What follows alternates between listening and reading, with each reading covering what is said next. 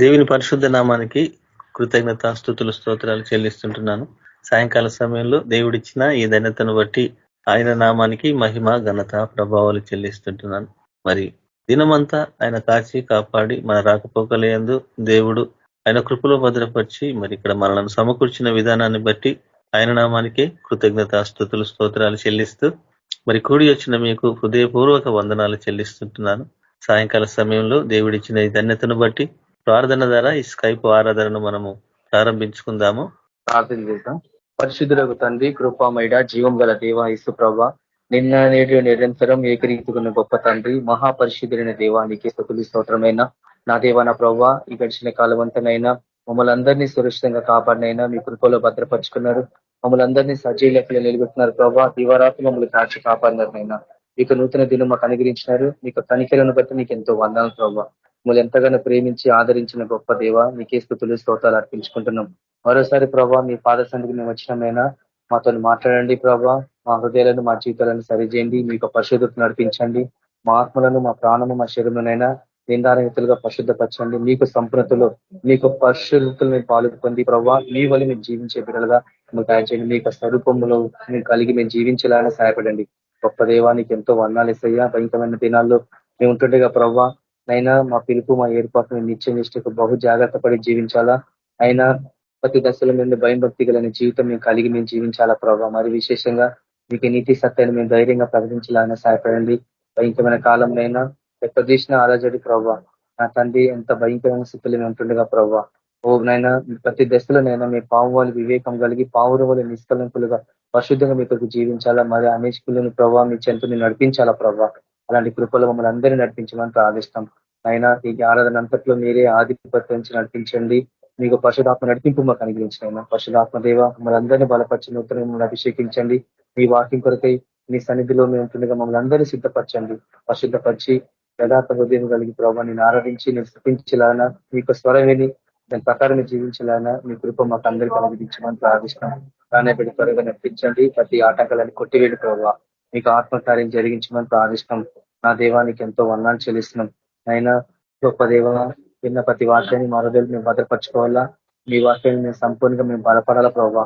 అయినా ప్రతి దాన్ని మేము ఎదుర్కొని మేము ముందుకు పోలాలన్నా ఎందుకు బలమైన విశ్వాసం కలిగి ఓ ప్రభావ నిరీక్షణ కలిగి ప్రభావ మేము ముందుకు సాగిపోలాగిన అలాంటి బలమైన అభిషేకం ఆత్మాభిషేకం ప్రతి బిడకు అనుగ్రహించి నడిపించి ప్రతి చోట మీ కొరకు మమ్మల్ని అందరినీ సాక్షులుగా నిలబెట్టుకొని మీ రాత వరకు మమ్మల్ని అందరినీ సిద్ధపరచుకోమన్నారు.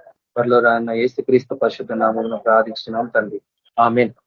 ఆమేన్ బ్రదర్. Praise Lord. అందరికీ నా praise Lord brothers and sisters కి ప్రైజ్ లార్డ్. మనసంతా నీ కోసమే నా యేసయ్యా మది నిండ నీ రూపమే నా యేసయ్యా మది నిండ నీ రూపమే. మంచు కన్న చల్లనిది మల్లె కన్న తెల్లనిది మంచు కన్న చల్లనిది మల్లె కన్న తెల్లనిది పాల కంటే శ్రేష్టమైనది నీ ప్రేమ పాల కంటే శ్రేష్టమైనది పాల కంటే శ్రేష్టమైనది నీ ప్రేమ పాల కంటే శ్రేష్టమైనది. మనసంతా నీ కోసమే నా యేసయ్యా మది నిండా నీ రూపమే నా యేసయ్యా మది నిండా నీ రూపమే. కలలు మారిన కరిగిపోని నీ ప్రేమ కష్టాల పడలిలోన కనికరించు నీ ప్రేమ. కలాలు మారిన కరిగిపోని నీ ప్రేమ కనికరించు నీ ప్రేమ. కన్న తల్లి ప్రేమ కన్నా మీ నాయన ప్రేమది కన్న తల్లి ప్రేమ కన్నా మీ నాయన ప్రేమది.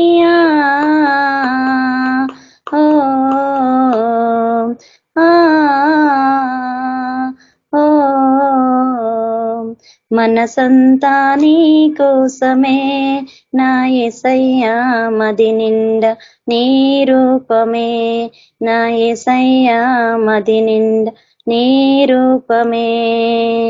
పరిమళ వెదజల్లే పారిజాత పుష్పమా కమ్మనైన భావముతో జాలువారిన కవితమా, పరిమళ వెదజల్లి పారిజాత పుష్పమా, కమ్మనైన భావముతో జాలువారిన కవితమా, బ్రతుకంత పాడుకునే అమృత గీతమా, బ్రతుకంత పాడుకునే అమృత గీతమా, ఓ ఆ ఓ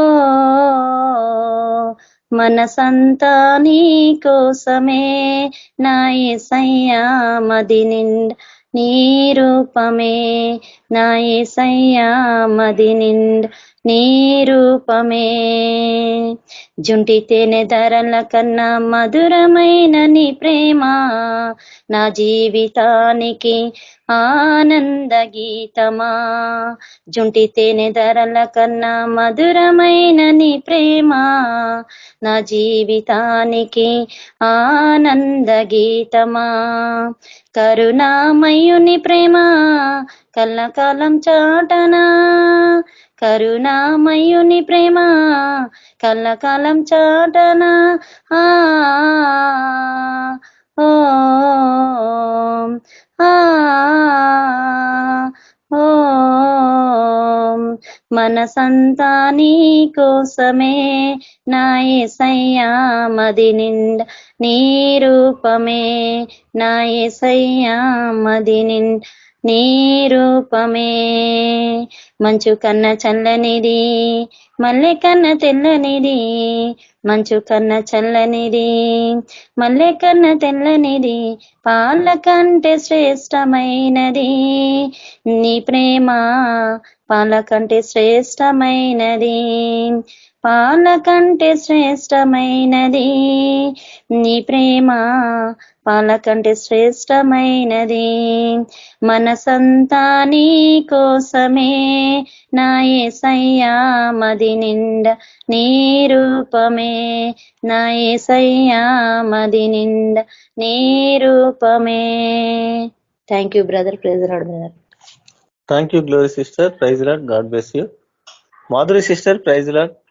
అన్న ప్రైజ్ లార్డ్ అన్న. ప్రైజ్ లార్డ్ సిస్టర్, మీరు వాక్యం షేర్ చేసుకోండి సిస్టర్. ఓకే అన్న, థ్యాంక్ యూ అన్న. Praise Lord. అందరికీ ప్రైజ్ ద లార్డ్. కూడి వచ్చిన మీ అందరికీ నా శుభాభివందనాలు తెలియజేస్తున్నాను. వాక్యంలోకి వెళ్లే ముందు చిన్నగా ప్రార్థన చేసుకుందాం. పరిశుద్ర ప్రేమ నమ్మకం జీవంగల దేవ జీవాధిపతి అనేసో ప్రభా, ఇదిగో తండ్రి యోగ్యతను మమ్మల్ని సజీవ రెక్కలు ఉంచినందుకు నీకు వేలాది కోట్ల స్థుతులు స్తోత్రాలు ప్రభా. ఇదిగో తండ్రి ఈ దినాన్ని ఎంతో మంది చూడలేకపోయిన ప్రభా, కానీ వాళ్ళకంటే మేము గొప్పవారం కాదు ప్రభా, ఇంకా నీ చిత్తం అయ్యింది నెరవేరాలి ప్రభా. ఇదిగో తండ్రి యేసు ప్రభా, నీ చిత్తాన్ని నెరవేర్చే బిడ్డలో మేము ఉండాలి యేసు ప్రభా. యేసు ప్రభా, ఎక్కడిద్దరు ముగ్గురు నీ నామను కూడా ఉంటే అక్కడ మీరు ఉంటే అన్నారు దేవా. ఇదిగో తండ్రి మా మధ్యలో సంచేస్తున్న దేవా, నీకు వేలాది కోట్ల స్థుతులు స్తోత్రాలు యేసు ప్రభా. ఇదిగో తండ్రి ఉదయం నుండి ఎన్నో పనులతో అలసిపోయి ఉంటారు ప్రభా. ఇదిగో తండ్రి ప్రతి ఒక్కరిని రిస్టారేషన్ దయచేయండి ప్రభా, వెనుకలు చోళ్ళు హృదయం దయచేయండి ప్రభా. ఇదిగో తండ్రి యేసు ప్రభా, వచ్చిన మా అందరితో ప్రభా మీరు మాట్లాడండి ప్రభా. ఇదిగో తండ్రి యేసు ప్రభా, నీ ఆత్మకార్యం ఇక్కడ జరిగించండి ప్రభా. ఇదిగో తండ్రి ఆలయం బిడ్డల ప్రభా నడిపించండి ప్రభా. ఆటంకపరుస్తున్న ప్రతి ఒక్క సైతం దుష్ట శక్తి అపవాద తంత్రాలను యేసుక్రీస్తున్నాము లయపరుస్తున్నాం ప్రభా. ప్రతి ఒక్క నడిపించండి, ప్రతి ఒక్కరు ఆశీర్వదకరంగా ప్రభా వెళ్ళేటట్టు సహాయం తెచ్చామని యేసుక్రీస్తున్నాము అడిగిపెట్టిన తండ్రి. ఆమేన్ ఆమేన్. అందరికీ ప్రైజ్ ది లార్డ్. ఈరోజు మనం ధ్యానించుకున్న అంశం ఏంటంటే, మనం ప్రార్థన చేస్తూ ఉంటాం. ఎన్నో సంవత్సరాల నుండి ఎన్నో దినాల నుండి ప్రార్థన చేస్తూ ఉంటాం. ప్రార్థన చేస్తూ ఉంటే కొన్ని ప్రార్థనలకు మనకి ఇన్స్టెంట్ గా అంటే అప్పటికప్పుడే మనకు సమాధానం కలిగిద్ది. ఆర్ డేస్ ఆర్ మంత్స్ లోపు ఆర్ ఇయర్ లోపు. కానీ కొన్ని ప్రార్థనలు ఏంటంటే దీర్ఘంగా మనం చేస్తానే ఉంటాం, కానీ సమాధానం రాకుండా ఉంటది. ఏంది అని చెప్పి మనము దేవుడు నా ప్రార్థన వినట్లేదా, నేను ప్రార్థన చేస్తా ఉన్నాను కదా ఇన్ని సంవత్సరాల నుంచి, నా ప్రార్థన దేవుడు వినట్లేదా, నేను దేవుడికి అంగీకారంగా ప్రార్థన చేయట్లేదా, ఒకవేళ దేవుడు మాట్లాడుతానే నేను వినలేకుండా అని చెప్పి మనలో ఎన్నో క్వశ్చన్స్ తిరుగుతూ ఉంటాయి. ప్రశ్నలు మనలో ఏం చేస్తా ఉంటాయి, ప్రశ్నిస్తూ ఉంటాయి. అవే ప్రశ్నలే ప్రశ్నిస్తూ ఉంటాయి మనల్ని. కాబట్టి దేవుడు ఏం చెప్తున్నాడు, దేవుడు ఆయన బిడ్డలతో ఎలా మాట్లాడతాడు, ఎట్ట ఆదరిస్తాడు, ఎట్ట గద్దిస్తాడు అనేది మనం ఈరోజు చూసుకుందాము. ఇంగ్లీష్ లో మనం చెప్పాలంటే, తెలుగులో దేవుడు ఏం మాట్లాడుతుండో అర్థం చేసుకోవడం ఎలా, దేవుడు ఎలా మాట్లాడుతుండో ఏం మాట్లాడుతుండో అర్థం చేసుకోవడం ఎలా. ఇంగ్లీష్ లో చూసినట్టయితే how can understand that God is speaking to us. దేవుడు మనతో ఏం మాట్లాడుతున్నాడు, ఎలా మాట్లాడుతున్నాడు. దేవుడు ఒక్కొక్కరితో ఒక్కొక్క విధంగా పలు విధాలుగా మాట్లాడుతూ ఉంటాడు. మనం బైబిల్లో చూసినట్టయితే కాబట్టి ఏ విధంగా మనతోటి ఇప్పుడు కానీ మనతోటి ఎన్నోసార్లు మాట్లాడుతున్నాము. ఒక్కొక్క సందర్భంలో ఒక్కొక్క విధంగా ఒక్కొక్కరి ద్వారా మనతో మాట్లాడుతూ వచ్చి ఉంటాడు. దేవుడే ముఖాముఖిగా మాట్లాడిన సందర్భంలో ఉన్నాయి. అలాగే దేవుడు ఇతరుల ద్వారా మాట్లాడిన సందర్భాలు ఉన్నాయి. దేవుడు వాక్యం ద్వారా మాట్లాడిన సందర్భాలు, ఇలా ఎన్నో సందర్భాలు ఉన్నాయి. ఈ సందర్భాలు కూడా మనం వెళ్ళి ఉంటాం. కాబట్టి దేవుడు మాట్లాడేవాడు. దేవుడు మాట్లాడలేదు, దేవుడు ఓరకన్నా ప్రార్థన వింటుండా లేదని చెప్పని మనం అనుకుంటాం. కానీ మన ప్రార్థన ఖచ్చితంగా వింటుండని చెప్పని ప్రకటన గ్రంథంలో మనకు ఉంటది. మన ప్రార్థన ధూపం వల్ల అక్కడ పోతుంది. దేవుడు వింటున్నాడు కదా, ఇప్పుడు వినకపోతే అవి ఆయన దగ్గరికి పోవు కదా, ఆపేస్తాడు కదా. మనం ఏమనుకుంటున్నాం, మన ప్రార్థన జవాబు రాకపోతే దేవుడు అంగీకరించట్లేమో, నా ప్రార్థన ఆయన దగ్గరికి పోవట్లేదేమో అనుకుంటాం. కానీ ప్రకటన గ్రంథంలో ఉంటది, దేవుడు మన ప్రార్థనలు వినేవాడుగా ఉన్నాడు, మన ప్రార్థనలు ఆలకించేవాడుగా ఉన్నాడు. కాబట్టి మన ప్రార్థనలు ఆయన వింటాడు. ఆయన సైలెంట్ లిజనర్ కాదు. దేవుడు సైలెంట్ లిజనర్ అంటే ఇని గమ్ముకుంటుండేమో అనుకుంటున్నాం, కానీ విని గమ్ముగుండే దేవుడు కాదు. ఆయన జీవంగల దేవుడు, ఆయన మాట్లాడే దేవుడు, ఆయనలో జీవం ఉంది. కాబట్టి ఆయన మాట్లాడతాడు అని మనకు ప్రకటన గ్రంథంలో చూస్తాం. సరే మాట్లాడుతున్నాడు, మనకు ఎందుకు రావట్లేదు సమాధానం అని చెప్పని ప్రశ్న, దేవుడు అంగీకరిస్తున్నాడు అని చెప్పని వాక్యం ఉంది. సరే నాకెందుకు సమాధానం రావట్లేదంటే అక్కడ మనం చూసినట్టయితే ఈరోజు దేవుడికి నీకు ఉన్న సంబంధం ఎలా ఉంది. దేవుడికి నీకు ఇప్పుడు దేవుడు ఏం చేస్తాడు, ప్రార్థన వింటా అన్నాడు. మనం చూసినట్టయితే దేవుడు స్వరం ఎలా ఉండిద్దంటే, కొండ కింద ఉన్న ఇశ్రాయేలు ప్రజలకేమో అదొక ఉరుములాగా ఉంటది. కొండ మీద ఉన్న మోషకి ఎలా ఉంటది, ఆయన స్వరం స్పష్టంగా వినపడుతుంది.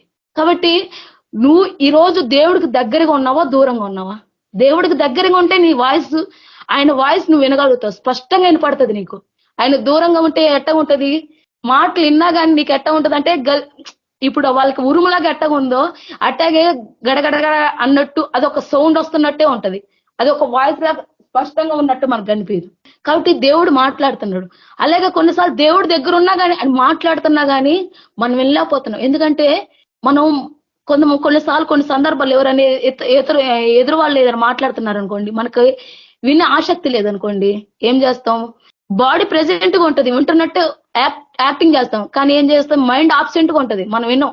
ఇక్కడ దేవుడు దగ్గరగా ఉండి ఆయనకు ప్రార్థన చేస్తారు, ఆయన మాట్లాడుతుంటే వినలేకపోతున్నారు. అలాగే దేవుడు మాట్లాడుతున్నాడు, దూరంగా ఉండి వినలేకపోతున్నారు. కాబట్టి దేవుడికి ఎవరు దగ్గరగా ఉంటారో వాళ్ళే ఆయన స్వరాన్ని వినగలుగుతారు. మోషే విషయంలో మనం చూస్తున్నాం కదా. ఇంకొక ఉదాహరణ చూసినట్టయితే, ఇప్పుడు మీరు ఫోన్ లో వింటున్నారు నా వాక్యం, నేను చెప్తా ఉంటే వింటున్నారు. వినేటప్పుడు మీకు అందరికీ వినపడి ఒకరికి వినపడలేదు అనుకోండి, నాలో ప్రాబ్లం ఉన్నట్ట, దూరంగా ఉన్న ఒకరిలో ప్రాబ్లం ఉన్నట్ట? అందరికి వినపడపోతే నాలో ప్రాబ్లం ఉన్నట్టు. అందరికి వినపడి ఒకరికి వినపడట్లేదంటే ఏంది అర్థం? అతను దూరంగా ఉండనే కదా, అతనికి వినపడట్లేదంటే. కాబట్టి ఈ రోజు దేవుడికి మనం దగ్గరగా ఉన్నామా దూరంగా ఉన్నామా?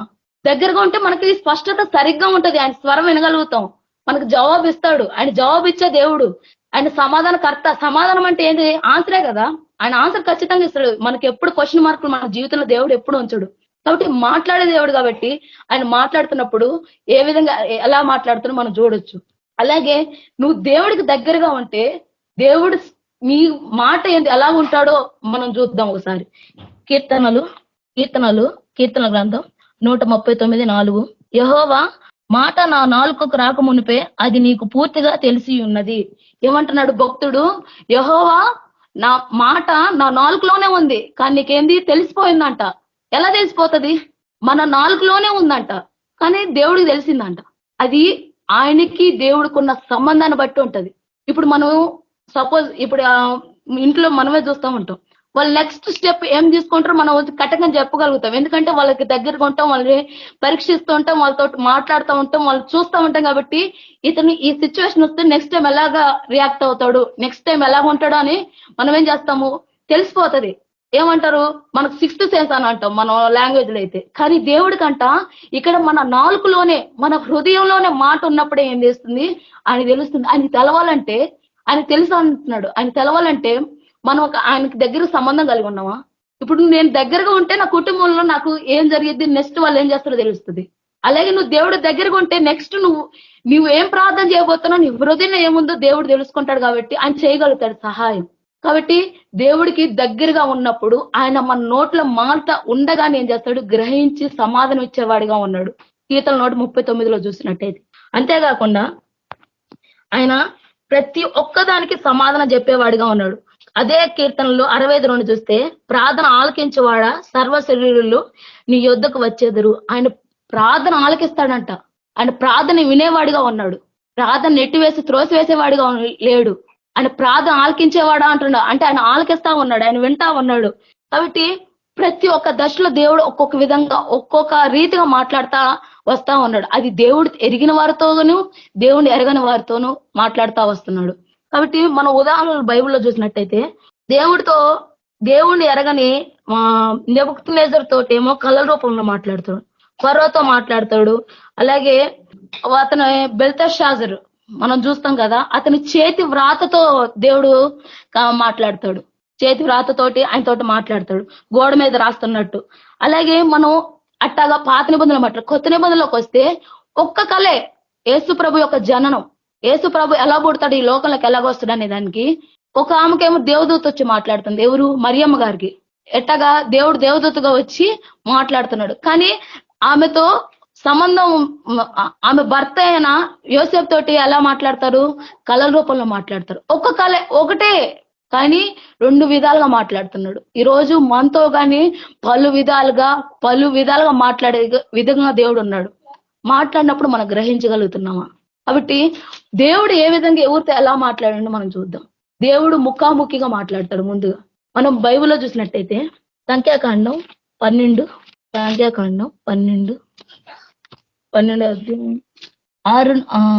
6 చూద్దాము. ఇక్కడ దేవుడే మాట్లాడుతున్నాడు. వారిద్దరు రాగా నా మాటలు వినుడి, మీలో ప్రవక్త ఉన్నాడా? 12:6 వారిద్దరు రాగా ఆ మాటలు వినుడి, మీలో ప్రవక్త ఉండిన ఎడల యెహోవానగు నేను దర్శనమిచ్చి అతను నన్ను తెలుసుకున్నట్లు కళ్ళ అతనితో మాట్లాడుదును. నా సేవకుడు అయిన మోషే అట్టివాడు కాడు. అతడు నా ఇండ్లంతట్లు నమ్మకమైన వాడు. నేను గూఢభావంతో కాదు, దర్శనం ఇచ్చి ముఖాముఖి అతనితో మాట్లాడుదును. అతడు యెహోవా స్వరూపమును నిదానించి చూచును. కాబట్టి నా సేవకుడైన మోషేకు విరోధంగా మాట్లాడటకు మీరెలా భయపడ. ఇక్కడ అంటున్నాడు, మోషేతో ఎలా మాట్లాడట? ముఖాముఖిగా మాట్లాడుతున్నాడంట. అలాగే నిర్గమకాండంలో కానీ మనం చూసినట్టయితే 33:11 దేవుడు నేను ప్రవక్తలతో మాట్లాడినట్టు మాట్లాడలేదు, అతనితోటి ముఖాముఖిగా మాట్లాడుతున్నా అంటుండు. దేవుడికి మనుషులు అంటే ఎంత ఇష్టమో చూడండి. ఆయనకి మనుషులతో ఒక ఫ్రెండ్స్ ఇద్దరు ముఖాముఖిగా అంటే ఎదురెదురు కూర్చుంటే ఎలా మాట్లాడుకుంటారో అలా మాట్లాడాలని దేవుడికి ఇష్టం, అలా సంభాషించాలని ఇష్టం. మనకు తెలుసు కదా, ఆదాముని ఎంతో ప్రేమించుండు. ప్రతి సాయంత్రం ఆయన ఏం చేసేటోడు? ఆదాంతో కలవడానికి మాట్లాడడానికి వెళ్ళేటోడు. కానీ ఆదాం చేసిన పాపం బట్టి ఏమవుతుంది? దూరం అయిపోతాడు. కాబట్టి ఆయనకు ముఖాముఖిగా మాట్లాడడం ఇష్టం.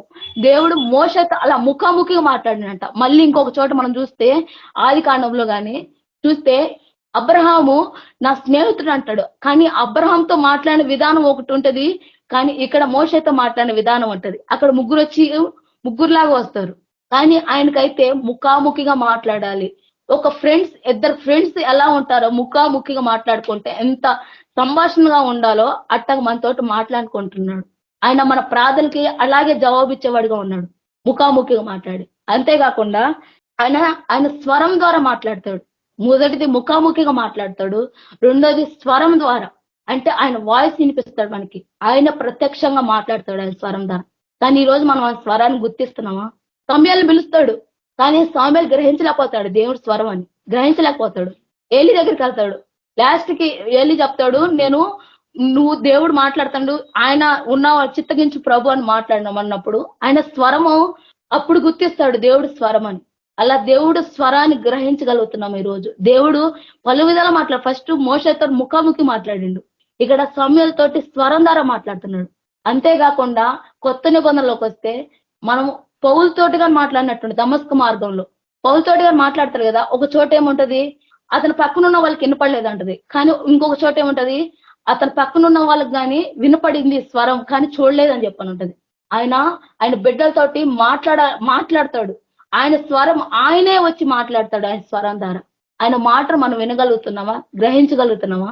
ప్రతి ఒక్క దశలో ఆయన వచ్చి మాట్లాడడానికే సిద్ధంగా ఉన్నాడు, జవాబు ఇవ్వడానికే సిద్ధంగా ఉన్నాడు. ఆయన గ్రహించాలి వాయిస్. ఇది ఎవరిది? ఇది దేవునిదా సాతానుదా? ఈరోజు సాతాను వాయిస్ మీద దేవుడి వాయిస్ అని చెప్పి మనం మోసపోతున్నాం. ఏదని మనం గ్రహించాలి, ఎలా మనం గ్రహించాలి, ఆయన స్వరాన్ని ఎలా గుర్తుపట్టాలి. కాబట్టి దేవుడు మాట్లాడే మనం ఆయన స్వరాన్ని మనం గుర్తుపట్టాలి. ఆయన స్వరాన్ని గుర్తుపట్టాలంటే ఏంటి? ఆయన దగ్గరగా జీవిస్తే, ఆయనతో కనెక్షన్ కలిగి ఉంటే ఆయన స్వరాన్ని గుర్తిస్తావు. ఇప్పుడు నేను మీతో ఫోన్ మాట్లాడుతున్నా, నేను మాట్లాడుతున్నప్పుడు ఇది పలానా మాధురి, పలానా పరిశుద్ధరావు అని మీరు వాయిస్ రికగ్నైజ్ చేస్తారు, మీరు గుర్తించగలుగుతారు. ఎలాగా? మీరు నాకు దగ్గరగా ఉన్నారు కాబట్టి, నా వాయిస్ వింటా వస్తున్నారు కాబట్టి ఇది మాధురి వాయిస్ అని చెప్పాను. అంతేకాకుండా నా స్వరంలో ఏమైనా లోపాలు అంటే నాకు ఏదైనా బాగాలేకపోయినా, ఏదైనా గొంతు అదరకుండా ఏంది నీకు బాగాలేదని మీరు గ్రహించగలుగుతారు. ఎందుకు? నీ స్వరం మారిపోయిందని అంటారు. ఎందుకు? మీరు వింటా వస్తున్నారు కాబట్టి ఒక్కసారి నా వాయిస్ మారిపోయినా కానీ మారిపోయిందని గ్రహించగలుగుతారు. అలాగే దేవుడికి దగ్గరగా ఉంటే ఆయన స్వరాన్ని మనం వినగలుగుతాం, గ్రహించగలుగుతాం. ఇది దేవుడి స్వరమే అని. ఆయన దూరంగా ఉంటే మనం గ్రహించలేం. ఆయన స్వరం ఎలా ఉంటుంది మనం గ్రహించలేం. మనం స్వరాన్ని గ్రహించలేక నష్టాలు కూడా పోవాల్సి వస్తుంది. కాబట్టి ఆయనకు దగ్గరగా ఉన్నప్పుడు ఆయన స్వరాన్ని గ్రహించగలుగుతాం. ఆయనకు దగ్గరగా ఉన్నప్పుడు ఆయన నీతో ముఖాముఖిగా సంభాషించాలని ఆశపడుతున్నాడు, మోషతో మాట్లాడినట్టు. ఆ అనుభవం కూడా మనం అందరం కానీ పోవాలి కదా. ఆయన అంత ఆశపడుతున్నాడు. మనకు ఆశ ఉందా? దేవుడితో ముఖాముఖిగా దర్శించాలి, ముఖాముఖిగా మాట్లాడాలి అని చెప్పని ఉంటే ఖచ్చితంగా ఆయన దగ్గరికి వెళ్ళి ఆయనకు దగ్గరగా జీవిస్తా ఆయన స్వరం వినగలిగితే ఖచ్చితంగా స్వరం బట్టే మనిషిని మనం ఇది చేయవచ్చు కదా, గుర్తించవచ్చు కదా. కాబట్టి ఆయనకు దగ్గర సంబంధం కలిగి జీవించాలి. ఇంకొకటి, ఆయన స్వరం ఇంకొకరి ద్వారా ఎలాగా ఈ రెండు పోయిన తర్వాత ఈ రెండు నీతో ప్రత్యేకంగా మాట్లాడతాడు, ఈ రెండు నీతో ప్రత్యేకంగా మాట్లాడతాడు. కానీ ఇంకొక దశలో ఆయనకి నువ్వు దూరంగా ఉన్నప్పుడు ఆయన నీతో మాట్లాడాలనుకుంటాడు. ఆయన నీతో మాట్లాడుకున్నప్పుడు నువ్వు వెళ్ళే స్థితిలో ఉంటావు. వెళ్ళే స్థితిలో ఉన్నప్పుడు ఆయన నీతో మాట్లాడిన ఏమో ఆశతో ఉంటాడు, నువ్వు వినలేవు, దూరంగా పోతావు. ఆయన ఒక మాట నీకు చేరాలంటే ఎలాగా? ఒక మధ్యవర్తిని ఎన్నుకుంటాడు, అంతే కదా. ఇప్పుడు మనం కానీ ఒక మనిషి మెసేజ్ పోవాలంటే మనకి దగ్గర లేడు, ఆ మనిషికి దగ్గర ఉన్న మన వాయిస్ అతనికి వినపడట్లేదు, మన మెసేజ్ అతను చేరాలంటే పక్కనున్న వాళ్ళు సాయం తీసుకుంటాం కదా, కొద్దిగా ఈ మెసేజ్ అతను చేకూర్చండి. అది గుడ్ ఆర్ బ్యాడ్, మంచి అవని చెడ్డవని దేని గురించి అయినా ఏం చేస్తాం? అతను ఉన్న స్వరం వెళ్ళలేకపోయినప్పుడు పక్కన వరకుండా వెళ్తాం. అలాగే దేవుడు గాని ఆయన స్వరం వెళ్ళినప్పుడు ఆయన ప్రవక్తలు అనే వాడిని ఎన్నుకున్నాడు. ఆయనకి మనకి మధ్యగా దేవుడు అసలు ప్రవక్త అనే వాళ్ళనే ఏర్పరచుకోలేదు. ఆయనే రోజు సాయంత్రం వెళ్ళి ఆదామావతో మాట్లాడేటోడు. కానీ మనం చేసిన పాపాన్ని బట్టి వచ్చిన దూరాన్ని బట్టి ఏమవుతుంది? ఈ రోజు మధ్యలో ఒక మనిషి వస్తుంది, ఆ మనిషే ప్రవక్త. ప్రవక్త ద్వారా ఈ రోజు మనము దేవుడి దగ్గర నుండి పొందుకుంటున్నాం. మంచి అవని చెడ్డవని కృపావని న్యాయమని తీర్పురావని వేటి గురించి అయినా మనము డైరెక్ట్ గా వెళ్ళలేకపోతున్నాం. ఎందుకంటే మనకు సంబంధం లేదు కదా, సంబంధం విడిచిపెట్టాం కదా, దూరంగా ఉన్నాం. అందుకని ప్రవక్తలు వస్తున్నారు. ప్రవక్తలు ప్రతి ఒక్క దశలో మంచి అవని చెడ్డవని గద్దిస్తా వస్తున్నాడు దేవుడు. ఈ ప్రవక్తలు ఎలా ఉంటారంటే వాళ్ళు ఖండించేవారుగా ఉంటారు. మనం తప్పిపోతున్నప్పుడు దేవుడు చూస్తా తట్టుకోలేక ఏం చేస్తున్నాడు? ప్రవక్తలు ఎంచుకున్నాడు. ఎందుకంటే మనం అట్లా నశించిపోతే నరకానికి పోతాము. ఆయనకి ఇష్టం లేదు నరకానికి పోవడం. ఏ ఒక్కరు నరకం మన కోసం కాదు కదా చేసింది, అది సాతాను కోసం చేసింది.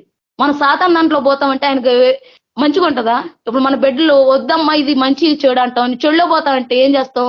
రెండు కొట్టి బుద్ధి చెప్తాం. అలాగే దేవుడు గాని అసలు ప్రేమను పుట్టింది ఆయన దగ్గర ఉంది కదా, ప్రేమ ఉన్న చోట గద్దింపు ఉంటుంది కదా. ఈరోజు మనము ప్రేమ మన పిల్లల మీద చూపిస్తున్నాం అంటే అసలు ప్రేమ పుట్టిందే యేసు ప్రభు దగ్గర నుంచి, దేవుడి దగ్గర నుంచి. ఆయన ప్రేమ స్వరూపి, ప్రేమామయుడు అని చెప్పని అంటాం కదా. కాబట్టి మనం తప్పిపోతున్నప్పుడు మనల్ని గద్దించడానికి ప్రవక్తలు పంపించారు. ఆ ప్రవక్తలు గద్దించినప్పుడు దాంట్లో ఏమైనా బ్లెస్సింగ్ ఉండదా అని చెప్పి చూస్తే బ్లెస్సింగ్ ఉండిద్ది. ఆ బ్లెస్సింగ్ ఎలాగ ఉండిద్ది అంటే నీకు కమాండ్ తో కూడిన బ్లెస్సింగ్స్, ఆజ్ఞతో కూడింది. నువ్వు ఇది చెయ్యి, ఇది చేస్తే నీకు ఖచ్చితంగా బ్లెస్సింగ్స్ ఇస్తానే అంటాడు.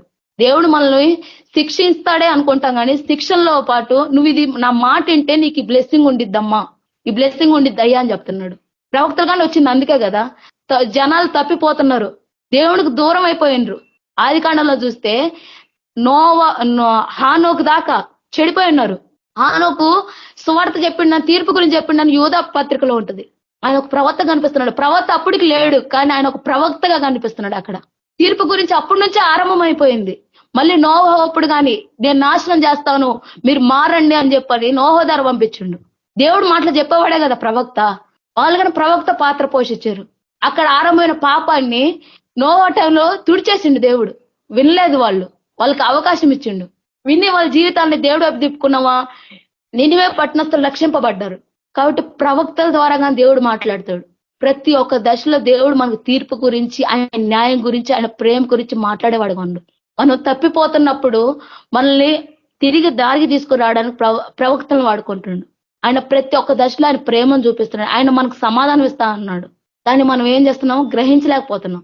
కాబట్టి ప్రవక్తల విషయంలో కానీ మన పాత నిబంధనలు కదా ప్రవక్తలు, కొత్త నిబంధనల ప్రవక్తలు లేరుగా అని చెప్పి మీరు అనుకోవచ్చు. కొత్త నిబంధనలు కానీ దేవుడు సంఘ క్షేమాభివృద్ధికి ఎఫ్ఎస్సి రాసిన పత్రికలో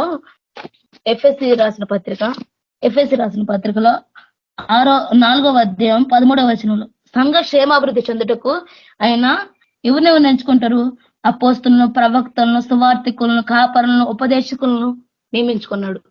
ఇక్కడ కొత్త నిబంధనలు కానీ ప్రవక్తలు నేర్పించుకోండంట. ప్రవక్తల వల్ల ఏమవుతుంది, సంఘ క్షేమం అభివృద్ధి చెందిందంట. అలా అని అందరినీ మనము నమ్మడానికి వీల్లేదు. అబద్ధ బోధకులు ఉన్నారని మీ మధ్యలో ఉన్నారని చెప్పి దేవుడు అన్నాడు కదా, తోడేలు చర్మం కప్పుకొని వస్తారని. వాళ్ళని ఎలా గుర్తించాలంటే వాళ్ళ చెట్టు మంచి చెట్టు అయితే మంచి ఫలం కాస్తుంది, చెట్టు చెడ్డ కాయలు కాస్తుంది.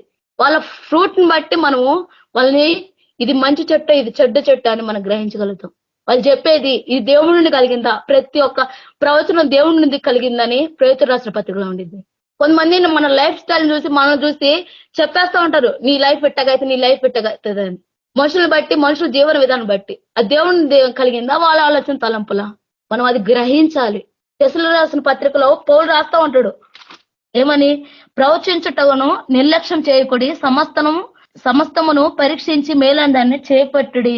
ప్రవచించడం మానకూడదంట. ఎందుకు, అది క్షేమాభివృద్ధి కలుగజేస్తుంది, మనం జీవితాలకు మేలు చేసేదిలా ఉంది. దేవుని స్వరమే కదా అది. రోజు మనం తప్పిపోతున్నప్పుడు ఎవరైనా మనం చెప్తుంటే మనం వెళ్ళాం, నాకు తెలుసులే అని చెప్పంటాం. మాత్రం వెళ్ళిపోతే ఏమైతుంది, నువ్వు రాంగ్ రూట్ లో పోతావు. ఎదురు కరెక్ట్ వచ్చేవాడు నేను గుద్దితే వాడిదేం తప్పు ఉండదు కదా, రాంగ్ రూట్ లో పోయి నీదే తప్పు ఉంటది కదా.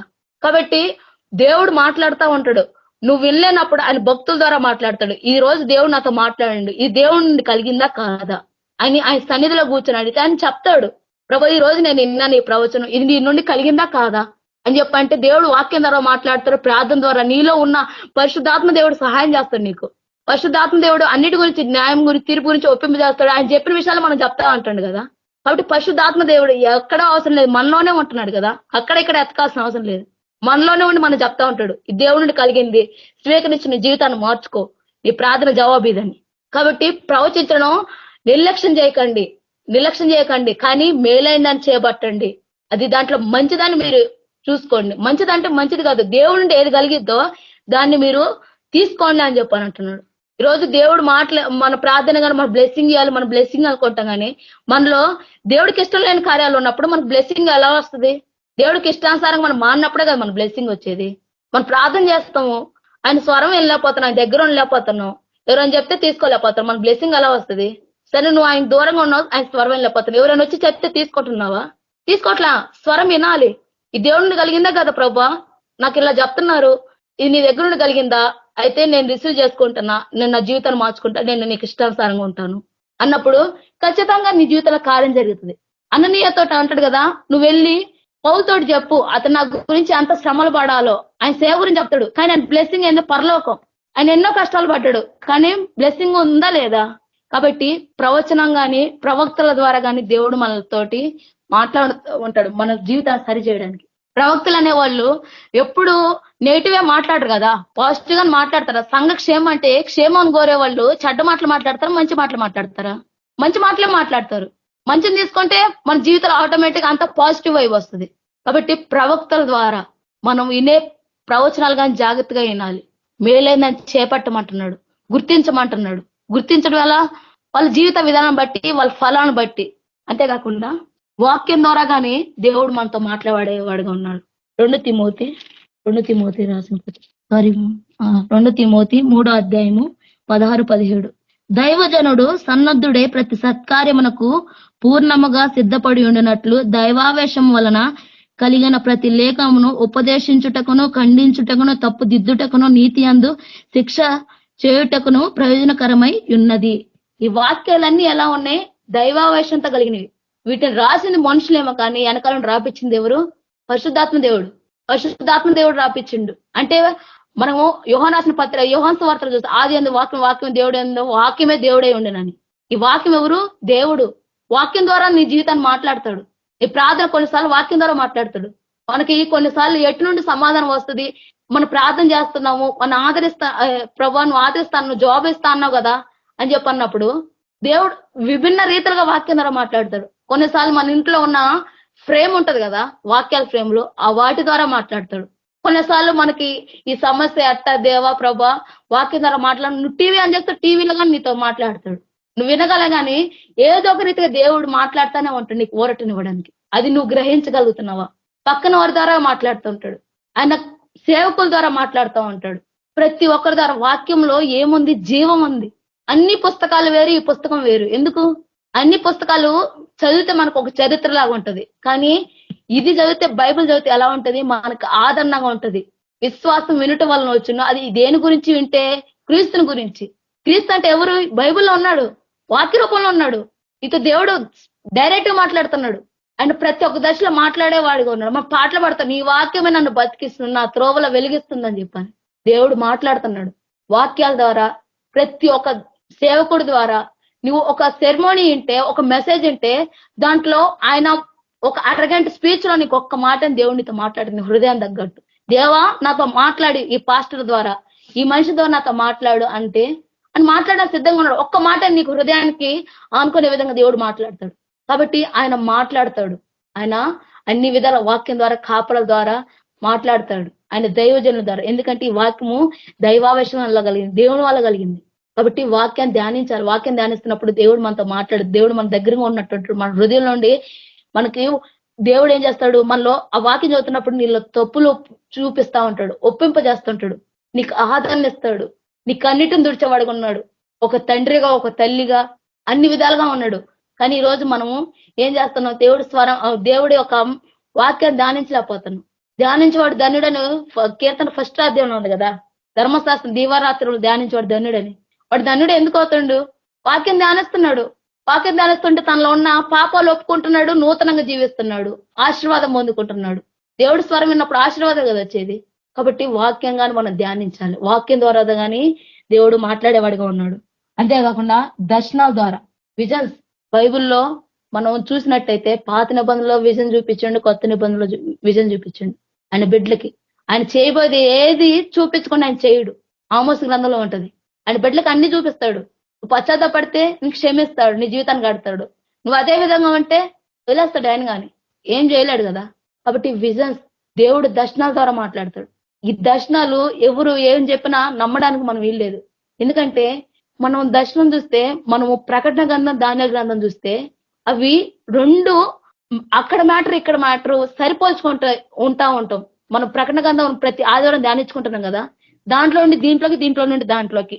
ఈ బుక్స్ ని ఏమంటారు అంటే ట్విన్ బుక్స్, కవల పుస్తకాలు అంటారు.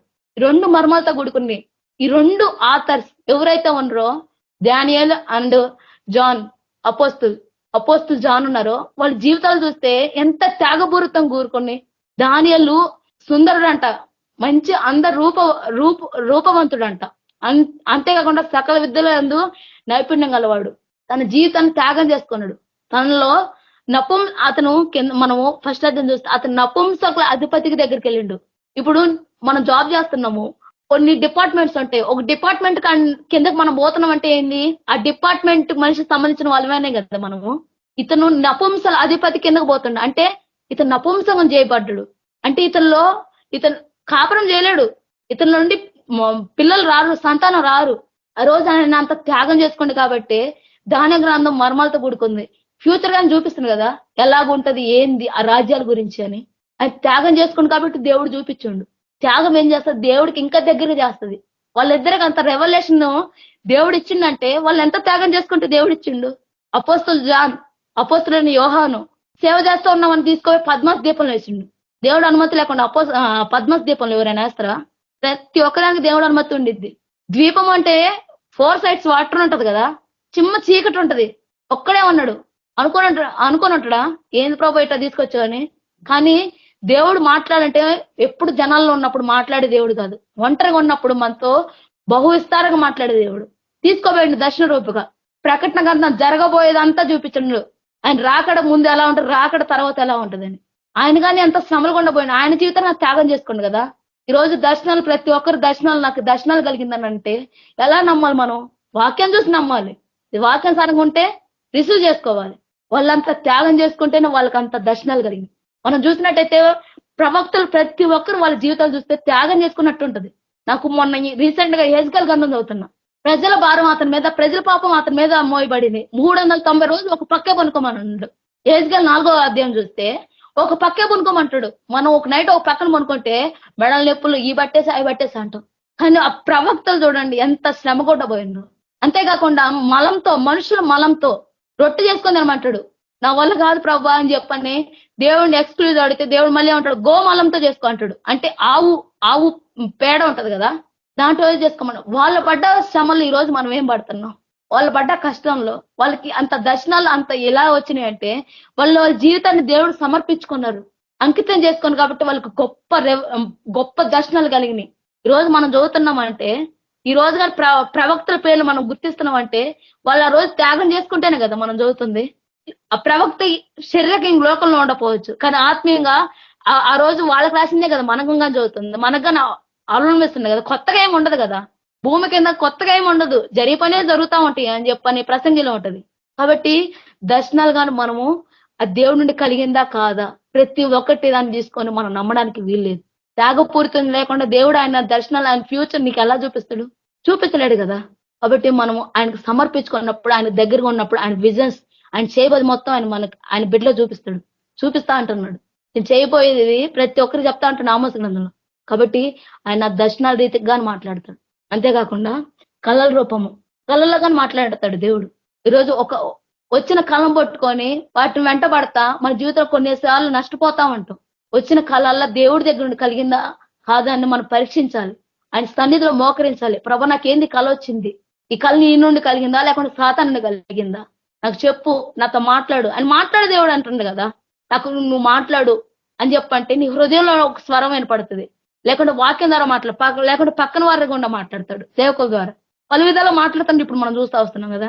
ప్రసంగి గ్రంథం 5వ అధ్యాయంలో ఉంటది, బహు పనుల వల్ల కానీ కళలు పుట్టాయంట. ఒకసారి చూద్దాం. ప్రసంగి 5:5లో 3, విస్తారమైన పనిపాట్ల వల్ల స్వప్నము పుట్టును. విస్తారమైన పనిపాట్ల వల్ల ఏమొస్తుంది? స్వప్నం పుట్టిద్దంట. రోజు నువ్వు ఆ రోజంతా చేసింది అది కానీ కళ రూపంలో రావచ్చు. కొన్నిసార్లు దేవుడు స్వరంగానే వస్తుంది, కొన్నిసార్లు నువ్వు ఏది యోచించి పనుకుంటావు అదే వస్తుంది. నెబుకద్నెజరు అతని రాజ్యం గురించి యోచిస్తా పనుకోండి, వచ్చింది కదా ఆయన రాజ్యం గురించి దేవుడు మాట్లాడింది కదా. అలాగే మనం కొత్త నిబంధనలు చూసిన యోసేపు తోటి, పాత నిబంధనలు యోసేపు తోటి ఇద్దరితో కళల రూపంలో మాట్లాడతాడు. వాళ్ళు జరిగినాయి కదా, కళల ద్వారా కానీ మాట్లాడతారు. కొన్ని కళలు మోసం చేయడానికి వస్తాయి, అసలు కళలు ఎందుకు వస్తే కానీ తెలియదు, దేని వల్ల వస్తాయి ఎందుకు వస్తే కానీ తెలియదు. కానీ కళల ద్వారా కానీ దేవుడు మాట్లాడతాడు. అన్నిటిని మనం నమ్మి మోసపోకూడదు. ఈ దేవుడి నుండి కలిగిందా కాదని మనం గ్రహించాలంటే మన చేతిలో పరిశుద్ధ గ్రంథం ఉంది. పరిశుద్ధ గ్రంథంలో లేదంటూ ఏమీ లేదు. దానికి సమాధానం ఖచ్చితంగా దేవుడు ఇస్తాడు. నువ్వు మోకాళ్ళు వేస్తే నీ మోకాళ్ళు దేవుడి సన్నిధిలో ఉంటే దానికి సమాధానం ఇచ్చే దేవుడుగా ఉన్నాడు. మన జీవితంలో దేవుడు ఏది క్వశ్చన్ మార్క్ గా ఉంచేవాడు కాదు, దేవుడు ప్రతి ఒక్కదానికి సమాధానం ఇచ్చేవాడుగా ఉన్నాడు. నాకు సమాధానం రాలేదంటే సమాధానం ఇస్తా అన్నాడు. ఎత్తుక్కోవడం మన పని, ఎలా మాట్లాడితే నేను గ్రహించడం మన పని. కాబట్టి కళల రూపంలో దేవుడు మాట్లాడుతూ ఉంటాడు. లాస్ట్ గా దేవుడు ఇప్పుడు దాకా ఆయనకి మనకి మధ్యలో ప్రవక్తల ద్వారా, కళల ద్వారా ముఖాముఖిగా మాట్లాడాడు. లాస్ట్ కి అసలు out of concept, out of syllabus, అవిశ్వాసుల ద్వారా దేవుడు మాట్లాడతాడు. దేవుడిని ఎరగని వారి ద్వారా. సంఖ్యాకాండం 22వ అధ్యాయం చూస్తే అక్కడ బిలాము కనిపిస్తాడు మనకి. నాకు అనిపిస్తుంది ఇతను ఇజ్రాయేలే అతను కాదు, అన్యుడు. కానీ దేవుడిని అట్ట తెలుసుకున్నాడు, ప్రవక్తగా ఉంటున్నాడు. ఆ ప్రవక్తని దేవుడు ఎంతగానో ప్రేమిస్తున్నాడు. ఎలా అంటే ఆయన్ని ఏం చేస్తున్నాడంటే, వాళ్ళు నా జనాంగం, వాళ్ళని శపించొద్దు. ఎందుకంటే అబ్రహాంతో నిబంధన చేసిండు కదా, నిన్ను శపించువాన్ని నేను శపిస్తాను, నిన్ను ఆశీర్వదించువాన్ని నేను ఆశీర్వదిస్తాను. ఇతను శపించకపోతే ఇతనికి ఏమవుతుంది? శాపం వస్తుంది. కాబట్టి ఇతను శాపం కూడా బాగూడదని దేవుడు ఆపుతా ఉంటాడు. కానీ ఇతను గ్రహించలేకపోతాడు. ఫస్ట్ టైం వస్తాడు, ప్రార్థన చేస్తాడు, దేవుడు స్వరం వింటాడు, వెళ్ళిపోమంటాడు. మళ్ళీ వాళ్ళు పై అధికారులు వస్తారు, ఎక్కువ సొమ్ము తీసుకొస్తారు. నిన్న రాత్రి చెప్పిన దేవుడు ఈ రోజు రాత్రికి మారిపోతాడా? చెప్పిండు కదా వాళ్ళు ఆశీర్వదింపబడ్డ వాళ్ళని, వాళ్ళతో దేవుడు నిబంధన చేసిండు కదా, ఎట్టా తప్పిపోతాడు? మళ్ళీ దేవుడిని ఏం చేస్తాడు, మళ్ళీ వెళ్ళి ప్రార్థన చేసి వాళ్ళని ఇక్కడ ఉండండి, నేను ఈ నైట్ ఈ రాత్రి ఇక్కడ ఉండండి, నేను ప్రార్థన చేసి దేవుడిని కనుక్కుంటా అంటాడు. దేవుడు తెలీదా మనిషి హృదయం ఏమున్నది? పేతురు రాసుడు కదా, పేతురు రాసిన పత్రిక ఒకసారి చూద్దాం, అతని హృదయం దేంతో నిండుందో. పేతురు రాసిన పత్రిక 2వ అధ్యాయం 16వ వచనం. ఆ బిలాము దుర్నీతి వలన కలుగు బహుమానం ప్రేమించును, అయితే తాను చేసిన అతిక్రమం నిమిత్తం అతడు గద్దింపబడిను. ఎట్లనగా నోరు లేని గార్ధభం మానవ స్వరంతో మాట్లాడి ఆ ప్రవక్త యొక్క వెర్రితనం అడ్డగించును. అతను దుర్నీతి వల్ల వచ్చే సొమ్మును ప్రేమించి ఏం చేసిండు, దూరంగా పోయి శాపం తెచ్చుకుంటాడు. గాడి ద్వారా మాట్లాడుతున్నాడు. ఇక్కడ నాకు ఇంకా అర్థం కాదు ఏంటంటే, గాడిద మాట్లాడుతున్నప్పుడు ఫస్ట్ లోనే అతను గ్రహించలేకపోతాడు. దీన్ని బట్టి అర్థం చేసుకోవాలి దేన్ని ఎక్కువ ప్రేమిస్తున్నాం. దేవుడికి దగ్గరగా ఉంటే స్వరం వినగలుగుతాం. గాడిద చూసింది, గాడిద ఏంది దానికి తెలుసు, అవిశ్వాసం గురించి దేవుడి గురించి తెలీదు, కానీ దేవుడు చూసింది, గ్రహించింది. మాట ఇస్తే, స్వరం ఇస్తే మాట్లాడుతుంది. సంఖ్యాకాండం 22వ అధ్యాయము. ఇక్కడ సందర్భం చదువుదాం. 22 నుంచి చూస్తే దేవుడు కోపం వచ్చి ఆయన ఏం చేస్తాడు, ఖడ్గం చేత పట్టుకొని త్రోవలో నిల్చుంటాడు. అది గాడిద గ్రహించిద్ది, గాడిద చూసిద్ది, మోకాళ్ళు వంగిద్ది. కానీ ప్రవక్త అని చెప్పడుతున్నాడు, దేవుడి దగ్గరగా జీవించున్నాడు. ఆయన చూడలేకపోండి, ఆయన గ్రహించలేకపోండి, ఆ స్వరం, ఆ మనిషిని చూడలేకపోండి, దేవుడిని. కానీ గాడిద చూసింది. దేవుడి స్వరం ఎప్పుడు చూసి ఉండదు, దేవుడి స్వరం ఎలా ఉంటుందో తెలియదు, దేవుడితో సంబంధం లేదు అనేది గ్రహించి మాట్లాడుతుంది. మాట్లాడి ఏమంటది, గాడిద యెహోవా దూతలు చూచి బిలాంతో కూడా కింద కూలబడెను.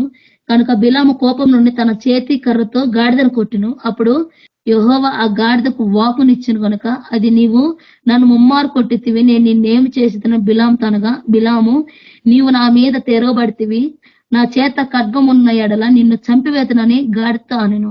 గాడితో మనిషితో మాట్లాడుతుంది. అసలు గాడిద మాట్లాడుతుంది ఏంది అని గ్రహించలేకపోయిండు. దేవుడు దూరం అయితే సంబంధం అట్ట ఉంటది. గాడిద సమాధానం చెప్తున్నాడు, లాస్ట్ కి గాడితో సంభాషిస్తున్నాడు.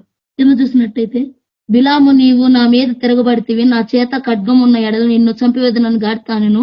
అందు గాడిద, నేను నీ దాన్ని అయినది మొదలుకొని నేటి వరకు నీవు ఎక్కుచూ వచ్చిన నీ గాడిదను కానా, నేనెప్పుడైనాను నీకు ఇట్లా చేయుట కదా అని బిలాముతో అనగా, అతడు లేదా నేను. అంతలో యెహోవా బిలాము కన్నులు తెరిచాను కనుక దూసిన ఖడ్గం చేత పట్టుకొని త్రోవలో నిలిచి ఉన్న యెహోవా దూతను అతడు చూచి తల వంచి సాష్టాంగ నమస్కారం చేసెను. అతడు కళ్ళు మూసుకోపోయినాయి, దేవుడికి వ్యతిరేకం పోతాడు కాబట్టి. దేవుడు వద్దన్నాడు, ఆపే. ఎంత నష్టం వచ్చినా ఏది వచ్చినా దేవుడు స్వరం మించి మనకి ఏం కాదు, ముందుకు వెళ్ళకూడదు. మళ్ళీ 2వ దినాన్ని వచ్చిండ్రు, వాళ్ళకి ఏం చేసిండు, నేను ప్రార్థన చేసి వస్తాడు అంటే ఇతను అట్టకుండా దేవుడిని శోధించేవాడిలాగా ఉన్నాడు.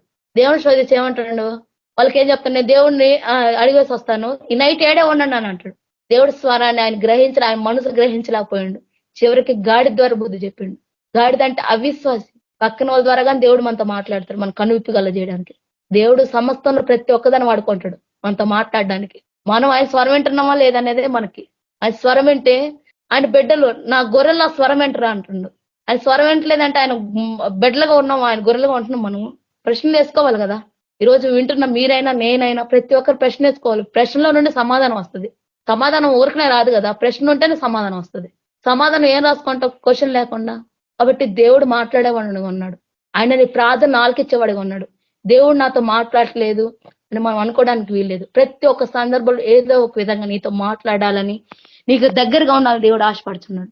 ఆయన స్వరం ఏం లేక ఆయన దూరంగా ఉండి మనం ఏం చేస్తున్నాము, నాతో దేవుడు మాట్లాడట్లేదని చెప్పి మనము చింత, బాధ, వేద, సొనుగును వాటన్నిటి కూడా పోతున్నాం. కాబట్టి ఈ రోజు ఆయన స్వరం వినేవారుగా ఉండాలి. ఆయన స్వరాన్ని మనము ఎత్తికేవారుగా ఉండాలి. మనం చూసినట్టయితే 7 విధాలా మాట్లాడుతున్నాడు. ముఖాముఖిగా మాట్లాడుతున్నాడు. ఆయన స్వరం ద్వారా మాట్లాడుతున్నాడు, ప్రవక్తల ద్వారా మాట్లాడుతున్నాడు, అలాగే దర్శనాల ద్వారా మాట్లాడుతున్నాడు, కళల ద్వారా మాట్లాడుతున్నాడు, అవిశ్వాసి ద్వారా వాక్యం ద్వారా మాట్లాడుతున్నాడు. వీటన్నిటి ద్వారా దేవుడు మాట్లాడుతున్నాడు. దేవుడిని ఈ రోజు మనం మాట్లాడలేదు అనడానికి లేదు కదా, మనము తెలుసుకోలేకపోతున్నాం. ఆయన స్వరాన్ని వినలేకపోతున్నాం, గ్రహించలేకపోతున్నాం. మాట్లాడుతున్నాడు, గ్రహించలేని తప్పెవరిలో ఉన్నట్టు, మనలో ఉన్నట్టు. కాబట్టి నేటి నుండి ఆయన స్వరాన్ని ఎదుగుదాం. ఆయన చిత్తం ఏందో మన జీవితంలో మనం ప్రార్థన చేస్తున్నాం, వాటి జవాబు ఎందుకు రావట్లేదు, దేవుణ్ణి వాక్యాల ద్వారా వీటన్నిటి ద్వారా మనం వెతికితే సమాధానం ఖచ్చితంగా దొరికింది. కాబట్టి సమాధానం ఇచ్చే దేవుడు ఉన్నాడు. ప్రార్థన చేసుకుందాం. పరిశుద్ధ ప్రేమ నమ్మకం జీవంగల దేవ జీవాధిపతి అనేసి ప్రభా, ఇదిగో తండ్రి మేము ఎన్నోసార్లు ప్రార్థించు ప్రభా, మాకు సమాధానం రావట్లేదు మేము అనుకుంటున్నా, కానీ నువ్వు ప్రతి ఒక్క దశలో మాట్లాడేవాడిగా ఉన్నావు ప్రభా. ఇదిగో తండ్రి యేసు ప్రభా, నువ్వు ముఖాముఖిగా మాట్లాడు ప్రభా నీ బిడ్డలతోటి. అలాగే తండ్రి నీ స్వరం వినిపించావు. అలాగే తండ్రి ప్రవక్తల ద్వారా మాట్లాడు, వాక్యం ద్వారా మాట్లాడు, దర్శనాల ద్వారా, కళల ద్వారా, చివరికి అవిశ్వాసి ద్వారా, నిన్ను ఎరుగని వారి ద్వారా కానీ మాట్లాడిన ప్రభా. మేము గ్రహించలేని స్థితిలో ఉన్నాం మేము ప్రభా. గ్రహించగల చెవులు హృదయం దయచేయండి ప్రభా. ఇదిగో తండ్రి యేసు ప్రభా, నేను వెతికే వారిగా ఉండాలి ప్రభా. మాకు సమాధానం ఇస్తా అన్న ప్రభా, మా ప్రార్థన జవాబిచ్చే దేవుడు ప్రభా. ఇదిగో తండ్రి యేసు ప్రభా, మేము సమాధానం వెతుక్కొని ప్రభా మా జీవితాల ప్రభా నీకు అంగీకారంగా జీవించాను ప్రభా. నీకు ఇష్టం లేని కార్యాలు ఏవి ఉండకూడదు ప్రభా. నీకు నాకు అడ్డుగా ఉన్న ఏ గోడ ఉండకూడదు ప్రభా. ఇదిగో తండ్రి నీకు దగ్గర కలిగి జీవించాలి ప్రభా. వీళ్ళు ఎవరొద్దు ప్రభా, నీ స్వరం నేను వినాలి ప్రభా. ఇదిగో తండ్రి నీతో నేను సంభాషించాలి, నీతో మాట్లాడాలి ప్రభా. ఇదిగో తండ్రి డైరెక్ట్ గా నీ స్వరం వినాలి ప్రభా. అటువంటి స్థితిలో మమ్మల్ని తీసుకోపోండి ప్రభా, ఉన్న స్థితిలోకి ప్రభా. అటువంటి కృపావరం మాకు దయచేయమని యేసుక్రీస్తు నామములో అడిగి పెడుతున్నాం తండ్రి. Amen amen. థ్యాంక్ యూ అన్న. ప్రైజ్ లార్డ్ అన్న. Praise Lord sister, thank you, God bless you. Manoj brother, praise lord brother. అన్న ప్రైజ్ లార్డ్. ప్రేయర్ రిక్వెస్ట్ ఉన్నాయి బ్రదర్. ప్రేయర్ రిక్వెస్ట్లు చెప్పండి. అర్చిత సిస్టర్ బ్రెయిన్ క్లాట్ నుంచి సంపూర్ణ స్వస్థత కలగాలి. అర్చిత. ఇంకొక అబ్బాయి నవీన్, కొంచెం ఆయనకు మైండ్ కరెక్ట్ గా ఉండాలా, తల్లిదండ్రులకు లోబడి జీవించాలా, దేవుణ్ణి ఎరగాల, రక్షణ కావాలా. ఇద్దరు గురించి ఏంటి బ్రదర్? అర్చిత సిస్టర్ అంతే. అర్చిత నవీన్ కదా బ్రదర్? అవును బ్రదర్. ఓకే. స్తోత్రం చేస్తాం ప్రభా. పరిశుద్ధ దేవ, ఇజ్రాయేలు మహాదేవ, గొప్ప దేవానికి స్తోత్రం చేస్తాం. యెషయానికి స్తోత్రం. కల్వరిశిలువలో ప్రభా మా పాపం శాప రోగులు భరించి నీ పరిశుద్ధ గాయాల ద్వారా స్వస్థ ఉంది. నా దేవ అర్చిత నవీన్ ఇద్దరిని స్వస్థపరచండి. నా దేవ వాళ్ళ పాపం క్షమించండి. నా దీవానికి స్తోత్రం. నీ గాయాల ద్వారా స్వస్థం చేస్తూ ప్రభా వాళ్ళ ఆత్మల శరీరాలన్నీ వాళ్ళు స్వస్థపరిచి సైతాన్ని బంధించి దురాత్మని కాల్చి నా దీవానికి స్తోత్రం. యేసు ప్రభా సమృద్ధి జీవం కలిగజేసి ఆ కుటుంబంలో అందరూ ప్రభా రక్షణ కలిగించి సంపూర్ణ యేసుగిన విడుదల ఇచ్చామని, మీరుతో నుండి స్వస్థత ఆరోగ్యం రప్పించమని కార్యం నీస్తున్నాడుతాం. ఆమేన్ brother. Praise lord brother. Thank you అన్న. మీరు అన్న ప్రైజ్ లార్డ్ అన్న. చంద్రశేఖర్ అన్న. మనోజ్ బ్రదర్ మీరే ఆశీర్వాదం ఇవ్వండి. మన ప్రభుని యేసు ప్రభు కృప, కేపీఎం సిస్టర్ బ్రదర్ కి, వాళ్ళ ఉద్యోగులకు, పిల్లలకు, విజ్ఞానం ప్రార్థన చేసే వాళ్ళకు, ప్రతి కొడుకు దేవుని కృప, సమాధానం సదాకాలం తోడుండు కాక. Amen brother. ఆమేన్. అందరికి ప్రైజ్ లార్డ్. వందనాలు. దేవుడు మిమ్మల్ని. ప్రైజ్ లార్డ్ బ్రదర్ సిస్టర్స్ అందరూ praise Lord. Praise Lord sister brothers అందరూ ప్రైజ్ లార్డ్. అందరికి వందనాలు.